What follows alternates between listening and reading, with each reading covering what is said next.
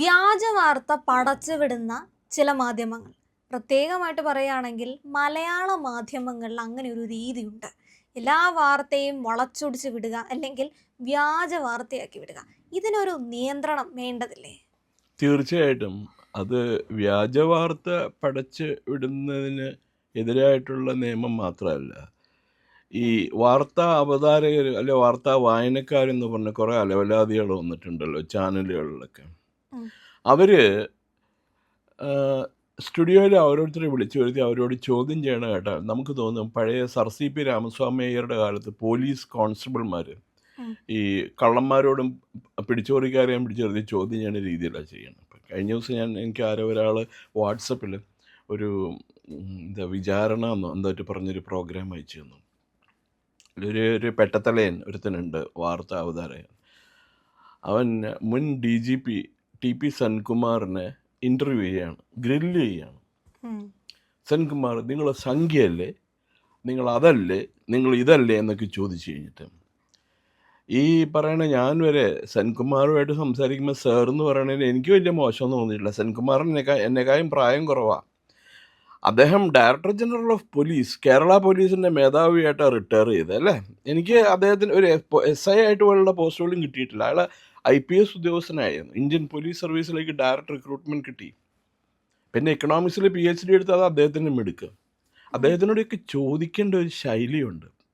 നമ്മളവരെ ബഹുമാനിക്കണം. ഇപ്പോൾ ആ ബഹുമാനം കൊടുത്തു എന്ന് കരുതി നമുക്ക് യാതൊരു എന്താ നമ്മുടെ വിലയിലൊരു ഇടിവും പറ്റുമില്ല.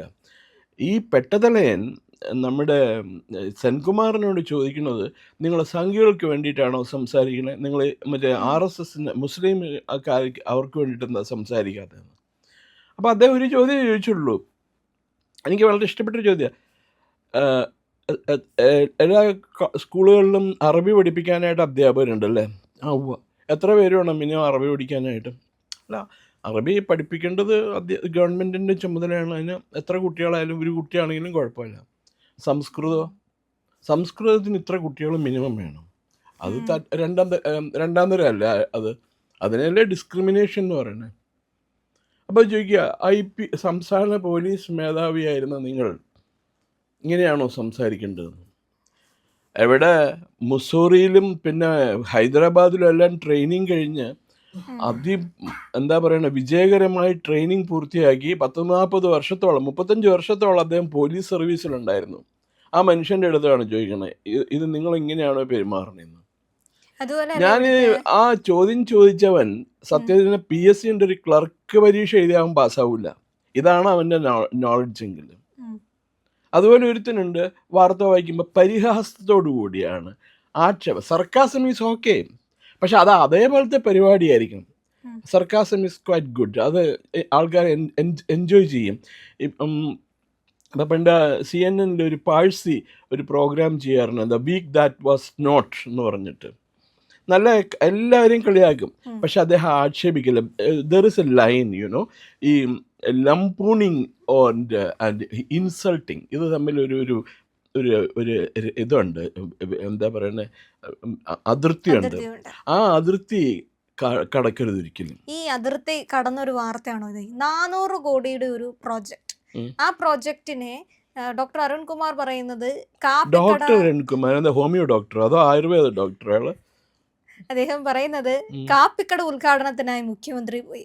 അപ്പോൾ കാപ്പിക്കട ഉദ്ഘാടനം എന്ന് പറയുമ്പോൾ വലിയൊരു പ്രോജക്റ്റ്, ഒരു സ്റ്റാർട്ടപ്പിന് വേണ്ടിയിട്ടാണ് അദ്ദേഹം പോയത്. അതിനെ നിസ്സാരവൽക്കരിച്ച് കാപ്പിക്കടയ്ക്കായിട്ട് പോയിരിക്കുകയാണെന്ന് പറഞ്ഞിരിക്കുന്നൊരു വാർത്ത. ഇത് ആദ്യമായിട്ടൊന്നും അല്ല ഈ ഒരു ചാനലിനകത്ത് ഇത്തരത്തിലുള്ള പല വാർത്തകളും വളച്ചൊടിച്ച് വിടുന്നതൊക്കെ. അപ്പോൾ ഈ ഒരു വാർത്ത സാർ കേൾക്കുമ്പോൾ എന്താ തോന്നുന്നത്? ഞാനൊക്കെ പഠിച്ച കാലത്ത് ജേർണലിസം എന്ന് പറയുന്നത് ഞാൻ പലപ്പോഴും പറയാറുണ്ട്. ജേർണലിസം എന്ന് പറഞ്ഞാൽ ഒരു മിഷനറി കൈൻഡ് ഓഫ് വർക്കാണ്. നമ്മുടെ ക്രൈസ്തവ മിഷനറി പോലെ വർക്കല്ല ഞാൻ ഉദ്ദേശിക്കുന്നത്. സ്വാതന്ത്ര്യ സമര സേനാനികൾ സ്വാതന്ത്ര്യ സമര കാലത്ത് പത്രപ്രവർത്തനം ഒരു മിഷൻ പോലെയാണ് വർക്ക് ചെയ്തിരുന്നത്. ബ്രിട്ടനിൽ നിന്ന് ഇന്ത്യയെ സ്വതന്ത്രമാക്കണം, കൊളോണിയൽ മാസ്റ്റേഴ്സിനെ ഇവിടെ നിന്ന് ഓടിക്കണം, ഇന്ത്യക്കാർക്ക് വേണം ഇന്ത്യ ഭരിക്കാനായിട്ടുള്ള അവകാശം എന്നുള്ള ഡിമാൻഡോട് കൂടിയാണ് എല്ലാവരും അന്ന് ക്വിറ്റ് ഇന്ത്യ പ്രസ്ഥാനത്തിൽ പങ്കെടുത്തതൊക്കെ. അപ്പോൾ അതിൽ കുറേ പേര് പത്രപ്രവർത്തന രംഗത്തും വന്നു. കാരണം അതുവരെ ബ്രിട്ടീഷ് മീഡിയയാണ് ഇന്ത്യയിലെ മൊത്തം ആധിപത്യം ഉണ്ടായിരുന്നത്. അത് മാറ്റാൻ വേണ്ടിയിട്ട് സ്വദേശ പ്രസ്ഥാനത്തിൽ താല്പര്യമുള്ളവർ പത്രപ്രവർത്തന മേഖലയിലേക്ക് വന്നു. അവർ ഒരു ഇന്ത്യ സ്വതന്ത്ര ഭാരതം എന്നുള്ള രീതിയിലാണ് പത്രപ്രവർത്തനം എടുത്തത്. അതാണ് മിഷനറി എന്ന് പറയുന്നത്.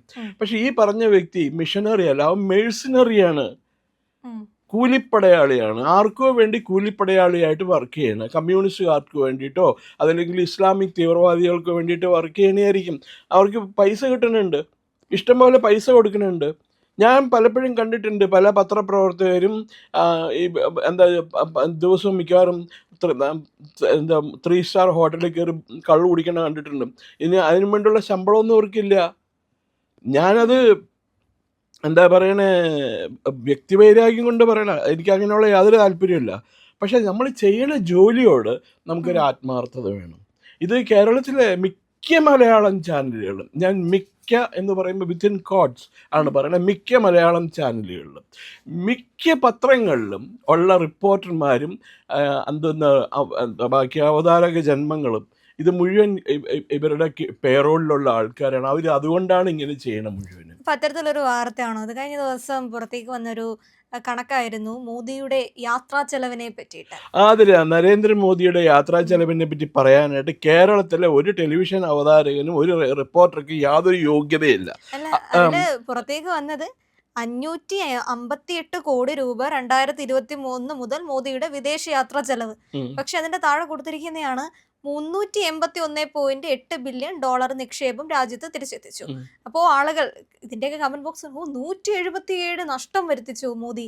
അപ്പോൾ ഈ 381.8 ബില്യൺ എന്ന് പറയുന്നത് 36.36 ലക്ഷം കോടി രാജ്യത്തേക്ക് എത്തിച്ചു എന്നൊരു വാർത്തയുണ്ട്. അപ്പോൾ ഇത് വളച്ചൊടിച്ച് വാർത്തയെ കൊടുക്കുക, അല്ലെങ്കിൽ വ്യാജ വാർത്ത പടച്ചുവിടുന്ന, പച്ചയ്ക്ക് വ്യാജ വാർത്ത പടച്ചുവിടുന്നത് നമ്മൾ മാധ്യമങ്ങളിലൂടെ കാണുന്നുണ്ട്. ഇപ്പൊ വാർത്തയല്ലല്ലോ, ന്യൂസ് അല്ല ഇപ്പൊ പ്രക്ഷേപണം ചെയ്യണത്, വ്യൂസ് ആണ്. മനസ്സിലായില്ലേ? വ്യൂസ്, സംബഡീസ് പൊളിറ്റിക്കൽ വ്യൂസ്, അത് is being propagated, that's being disseminated. അതാണ് ഇവർ ചെയ്തുകൊണ്ടിരിക്കുന്നത് മുഴുവനും. എന്താ അല്ലാത്തത്? ഏതെങ്കിലും ഒരു മലയാളം ചാനലിനെ പറ്റി പറയാമോ? ഇൻഡിപെൻഡന്റ് വാർത്ത, സ്വതന്ത്ര BJPനെയോ RSSനെയോ പ്രൊമോട്ട് ചെയ്യണമെന്നല്ല നമ്മൾ പറയണ മുഴുവനും. ഓക്കെ, ഹിന്ദുക്കളെ പ്രൊമോട്ട് ചെയ്യണമെന്നോ നമുക്ക് യാതൊരു താല്പര്യമില്ല. പക്ഷേ വാർത്തയായിട്ട്, വാർത്ത സത്യമായിട്ട് പ്രക്ഷേപണം ചെയ്യണം. അതാണ് മിടുക്കുക. ഒരു വാർത്ത എഴുതുമ്പോൾ അത് സത്യസന്ധമായിട്ട് എഴുതണം. ഇപ്പോൾ ഒരു തരുൺ തേജ്പാൽ എന്ന് പറയുന്ന ഒരു മാസികയുടെ ഒരു തേജ്പാൽ, അയാൾ തെഹൽക്ക എന്ന് പറയുന്ന വാരികയുടെ പത്രാധിപരായിരുന്നു. അയാൾ ഭയങ്കര ഇവിടെ വന്ന് വലിയ സ്കൂപ്പൊക്കെ പബ്ലിഷ് ചെയ്ത് മാസിക വിത്തിൻ മന്ത്സ് അത് വലിയൊരു പോപ്പുലർ മാസികയൊക്കെയായിട്ട് മാറി.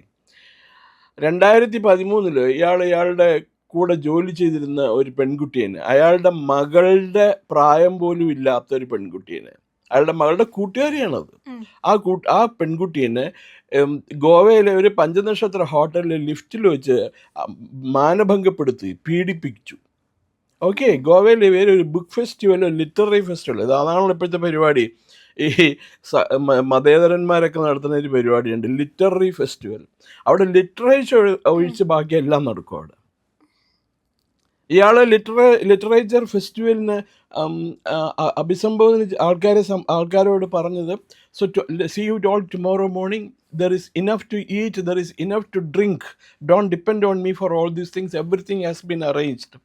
സമുദ്രങ്ങൾ കുടിക്കാനും പർവ്വതങ്ങൾ തിന്നാനും ഉണ്ടാവുമെന്നും പറഞ്ഞിട്ടാണ് അയാൾ പോയത്. അന്ന് രാത്രിയാണ് ഈ പ്രശ്നം നടന്നത്. ആ പെൺകുട്ടി കേസ് കൊടുത്തു. ഗോവയിലെ മപ്പൂസ് വന്നിട്ട് പറഞ്ഞ സ്ഥലത്തിൽ കോടതിയിൽ കേസ് കൊടുത്തു. ട്രയൽ കോടതി ആ കേസ് തള്ളിക്കളഞ്ഞു, പെൺകുട്ടിയുടെ ഇതിൽ തെളിവില്ല പറഞ്ഞിട്ട്. പക്ഷെ ആ കുട്ടി വിട്ടില്ല. ആ കുട്ടി ഇത്രമാത്രം അപമാനവും ഇത്രമാത്രം ഇതും അനുഭവിച്ചു കഴിഞ്ഞിട്ട് ആ കുട്ടി ഹൈക്കോടതിയിൽ അപ്പീൽ കൊടുത്തു. ഇന്നലെ ഹൈക്കോടതി വിധി വന്നു. ഇയാളെ 10 വർഷം കഠിന തടവിനും 5 ലക്ഷം രൂപ പിഴ കൊടുക്കാനായിട്ടേക്ക് ശിക്ഷ വന്നു. ഇപ്പം അയാൾ പറയണേ, ഞാൻ എൻ്റെ BJPക്ക് എതിരായിട്ട് വാർത്ത എഴുതിയത് കൊണ്ടാണ് അവർ. 2013 ഇയാൾ ബലാത്സംഗം ചെയ്തത്. അപ്പം 2014 BJP അധികാരത്തിൽ വരുന്ന ഇയാൾക്ക് അറിയാമായിരുന്നോ? ഇതാണ് ഇവിടുത്തെ വാർത്ത. എനിക്ക് തോന്നുന്നില്ല കേരളത്തിലെ ഏതെങ്കിലും പത്രങ്ങളിൽ അത് ക്യാരി ഇല്ല, ചെയ്തിട്ടുണ്ടായിരുന്നു. ക്യാരി ചെയ്യൂല. പക്ഷേ ഇന്ന് ഒരു നാഷണൽ നമ്മുടെ ഇന്ത്യൻ എക്സ്പ്രസിലോ ടൈംസ് ഓഫ് ഇന്ത്യയിലോ ആണ് വന്നിട്ടുള്ള ഒരു വാർത്തയാണ്. പാകിസ്ഥാന്റെ പുതിയ foreign media facilitation guide lines വന്നിട്ടുണ്ട്. അപ്പോൾ അതിനകത്തിൽ പറഞ്ഞിരിക്കുന്നത് പാകിസ്ഥാനിൽ പ്രവർത്തിക്കുന്ന വിദേശ മാധ്യമങ്ങൾക്കും അവരുമായി സഹകരിച്ച് പ്രവർത്തിക്കുന്നവർക്കും വേണ്ടിയുള്ള മാർഗനിർദ്ദേശങ്ങളാണ്. ഇതിൽ NOC ഇല്ലാതെ ഈ ഇസ്ലാമാബാദ്, ലാഹോർ, കറാച്ചി കഴിഞ്ഞാൽ ഒരു നഗരത്തിലേക്കും കടക്കാൻ സാധിക്കില്ല. അതുപോലെ തന്നെ ഫിക്സർ, സ്പോൺസർ, സോഴ്സ്, ട്രാൻസ്ലേറ്റർ വരെ ഗവൺമെന്റിന്റെ ലിസ്റ്റിൽ വരണം. എത്തിയ ഉടനെ EP വിങ്ങിൽ ഹാജരാക്കണം. ഇത്തരത്തിൽ ഒരുപാട് മാനദണ്ഡങ്ങൾ കൊണ്ടുവന്നിട്ടുണ്ട്.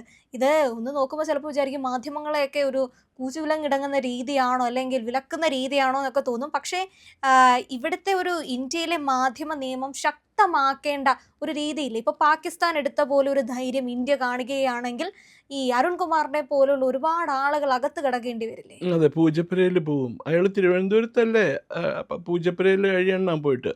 ഇത് ഒരു പാകിസ്ഥാനിലെ മാത്രം പ്രശ്നമല്ല, പല രാജ്യങ്ങളിലും വിദേശ പത്രപ്രവർത്തകർ അവർ ഫയൽ ചെയ്യുന്ന കോപ്പീസ്, അവർ അയക്കുന്ന ന്യൂസ്, ഇപ്പോൾ ഉദാഹരണത്തിന് ബ്രിട്ടനിലുള്ള ഇന്ത്യൻ എംബസി ഉണ്ട്, ഹൈക്കമ്മീഷനാണ് പറയുക.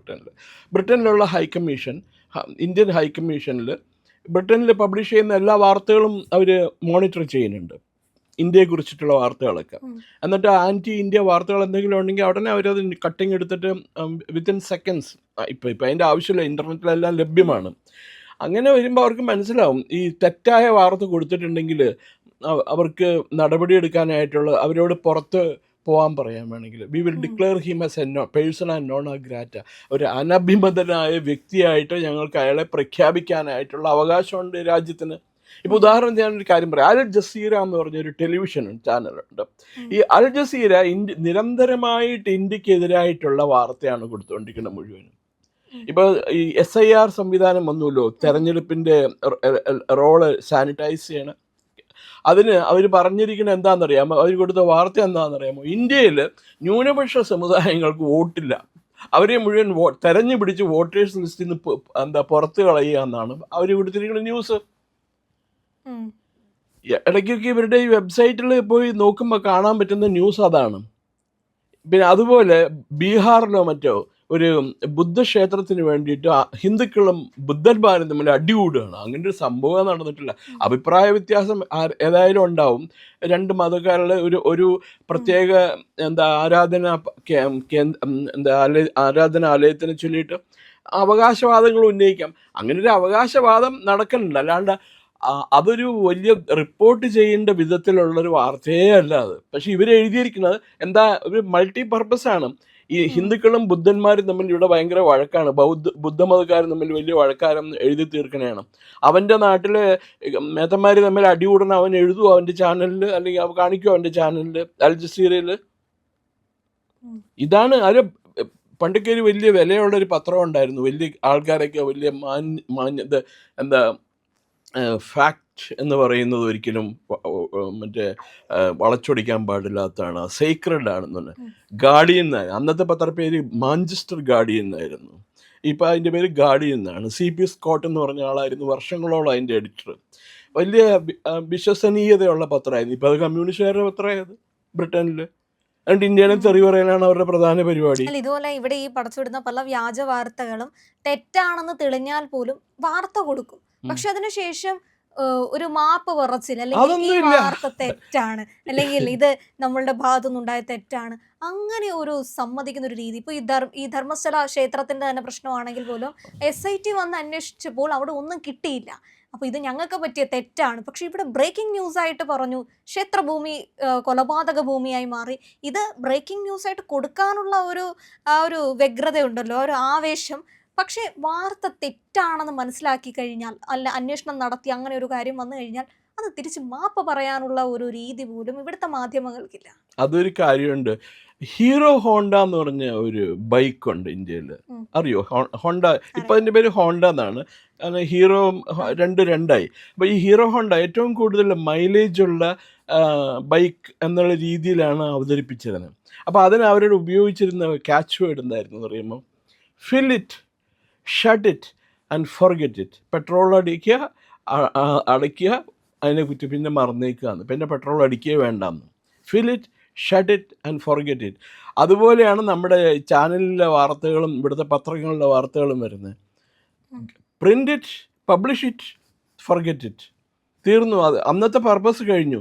വൈകുന്നേരം ആകുമ്പോഴത്തേക്ക് എന്തെങ്കിലും ഒരു ന്യൂസ് കിട്ടണം. ഇപ്പോൾ ക്രൈം ബീറ്റിലുള്ള ഞാൻ ഇന്ന് രാവിലെ ആലോചിക്കായിരുന്നു, എനിക്കൊരു സഹപ്രവർത്തകനുണ്ടായിരുന്നു, അയാൾ ക്രൈം ബീറ്റാണ് നോക്കിക്കൊണ്ടിരുന്നത്. അപ്പോൾ ഒരു ദിവസം ഉച്ചയ്ക്ക് ഞാൻ 2 മണിക്ക് ബ്യൂറോയിലെത്തിയപ്പോൾ ഇയാളിങ്ങനെ തലയ്ക്ക് കൈയും കൊടുത്തിങ്ങനെ ഇരിക്കുക. ഞാൻ ചോദിച്ചു എന്ത് പറ്റിയെന്ന് ചോദിച്ചു.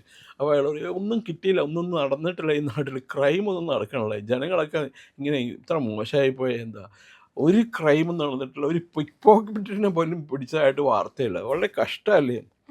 6 മണിക്ക് ആകെ ഭയങ്കര സന്തോഷം. എന്താ വെച്ചാൽ വ്യാസർപാടിൽ 2 പേരെ കുത്തി കൊന്നിട്ടുണ്ട്, ഇന്നത്തേക്കുള്ളതായി. They are just celebrating the news, you know. ഇതിനു വേണ്ടിയിട്ടാണ് news starved newspapers and television channels. അപ്പോൾ അവർക്ക് ഇങ്ങനെ പൈസ കിട്ടുമ്പോൾ എന്താ BJPക്കെതിരെ RSSനെതിരെ നുണ പറയാം, മോദിക്കെതിരെ ചീത്ത പറയാം. അതിനെ മോദിക്ക് അനുകൂലമായിട്ട് പറഞ്ഞുകൊണ്ട് യാതൊരു കിട്ടില്ല. ഒരു ഗ്ലാസ് കാപ്പി പോലും കിട്ടാൻ പോലുള്ള നമുക്ക് മോദിക്ക് അനുകൂലമായിട്ട് പറഞ്ഞുകൊണ്ട്. മോദിയുടെ ശത്രുക്കൾ മോദിക്ക് എതിരായിട്ട് വാർത്ത പറഞ്ഞാൽ കൊടുത്താൽ ഇഷ്ടം പോലെ അലവൻസോ എന്തെങ്കിലുമൊക്കെ കൊടുക്കുകയായിരിക്കും അവർക്ക്. അതായിരിക്കാം കാരണം. ഇതിലെന്താ പറ്റാൻ വേണമെന്നറിയോ? അങ്ങനെ പോയി കഴിഞ്ഞാൽ അവസാനം ഇന്ത്യൻ പത്രങ്ങളുടെയും ഇന്ത്യൻ മാധ്യമങ്ങളുടെയും കേരളത്തിലെ പത്രങ്ങളുടെയും മാധ്യമങ്ങളുടെയും ടെലിവിഷൻ ചാനലുകളുടെയും വിശ്വസനീയത നഷ്ടപ്പെടും. വൈദ്യരെ സ്വയം ചികിത്സിക്കൂ എന്ന് പറയാറില്ലേ, അതേ ആ പോളിസിയിൽ നമ്മൾ എത്തും. വളരെ കഷ്ടമാണ്. പ്രിയപ്പെട്ട പ്രേക്ഷകരെ, ഞങ്ങൾ ഇന്ത്യ ലൈവ് പതിപോലെ നമ്മൾ പറയുകയാണ്, മാധ്യമങ്ങളിൽ വരാത്ത, മറ്റു മാധ്യമങ്ങൾ പറയാത്ത വാർത്തകളാണ് നിങ്ങളുടെ മുന്നിലേക്ക് കൊണ്ടുവരുന്നത്. ഇത് പറയാൻ ഞങ്ങൾക്ക് പ്രേരണയും ശക്തിയും നിങ്ങളാണ്. നിങ്ങൾ ഞങ്ങളുടെ കൂടെ ഉണ്ടാവണം. ഞങ്ങളുടെ ചാനൽ സബ്സ്ക്രൈബ് ചെയ്യണം. നമുക്കൊരു ചാനൽ കൂടിയുണ്ട്, C4N, C4N മലയാളം. അപ്പോൾ ആ ചാനലും കൂടി ഒന്ന് സബ്സ്ക്രൈബ് ചെയ്യണം. ഇന്ത്യ ലൈവ് ഉറപ്പായിട്ടും ചെയ്യണം. C4N കൂടെ, C4N, C എന്ന് പറഞ്ഞാൽ ക്രെഡിബിൾ, ഫോർ N നേഷൻ, രാജ്യം. നമ്മുടെ രാജ്യത്തിന് വേണ്ടിയാണ്. രാജ്യം വിട്ട് ഒരു കാര്യവും ഇന്ത്യ ലൈവിനില്ല. അതുകൊണ്ട് ഞങ്ങളുടെ കൂടെ ഉണ്ടാവണം എന്നുകൂടി അഭ്യർത്ഥിക്കുന്നു.